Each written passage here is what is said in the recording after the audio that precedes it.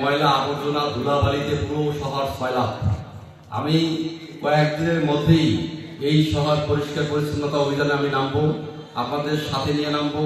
ইতিমধ্যেই আমরা পরিকল্পনা তৈরি করছি যে ওয়ার্ড ভিত্তিক এবং বিভিন্ন জায়গা ভিত্তিক আমরা নেমে এই শহরটাকে পরিষ্কার করব। আপনারা কি আমার সাথে থাকবেন? ইনশাআল্লাহ আমরা মিলে এই শহরটাকে পরিষ্কার করব।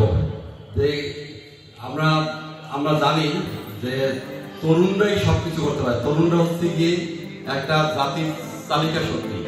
এই তরুণরা যত স্বেচ্ছাসেবী বা স্বেচ্ছাসেবকমূলক কাজে তারা অংশগ্রহণ করবে, এই সমাজের এই পঞ্চগড়ের সবচেয়ে বেশি যে সমস্যাটা সেটা হচ্ছে মাদক সমস্যা, সেই মাদক সমস্যাটা দূর হবে। সুতরাং আমরা যেটা করব, আমরা আরেকজনকে সাথে নিয়ে আসবো। আমরা কি করবো, আরেকজনকে, যেমন বীমা কোম্পানি অথবা যারা এলএম কোম্পানি যেগুলো আছে, তারা যে কাজগুলো করে সেই কাজগুলো হচ্ছে একজনে আরেকজনকে নিয়ে আসে, আরেকজনকে নিয়ে আসে।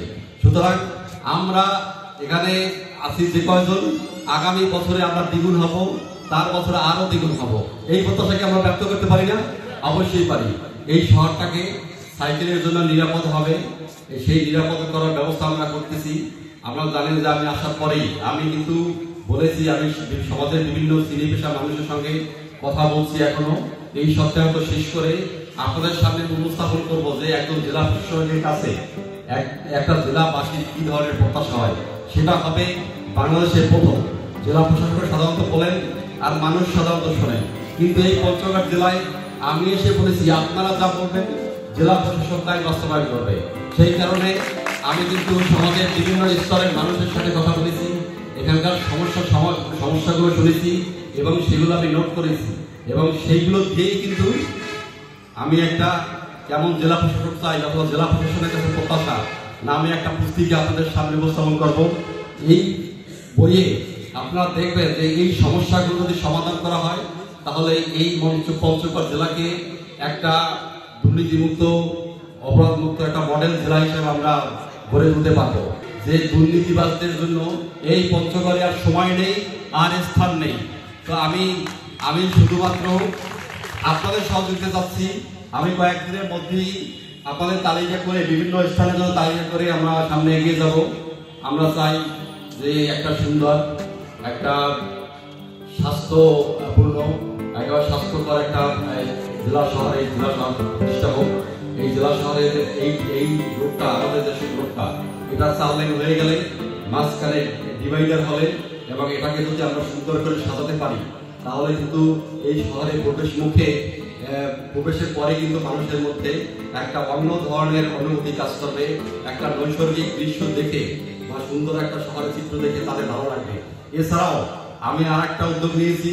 আমরা ব্রিজের ওই পাশে, ব্রিজের দক্ষিণ পাশে যে সোলার হাউসটা আছে ওইটাকে সরিয়ে ওখানে সুন্দর একটা পার্ক করে দেবো, যাতে শহরে ঢোকার পথে আরেকটা পার্ক হতে পারে, এবং মানুষ ওখানে গিয়ে ওখানে পার্ক করবো এবং সুন্দর একটা টাওয়ার করে দেবো, যাতে ওখান থেকে মানুষ কাঞ্চনজঙ্ঘা দেখতে পারে। তো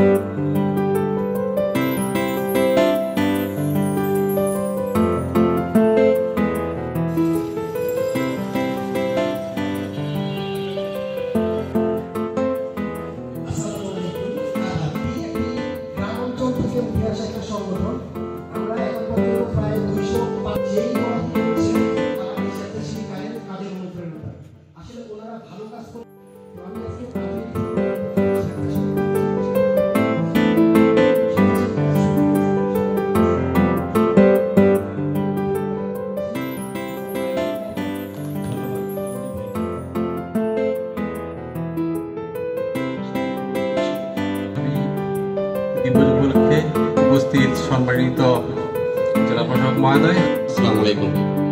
যে আমরা আমাদের পঞ্চায়েতকে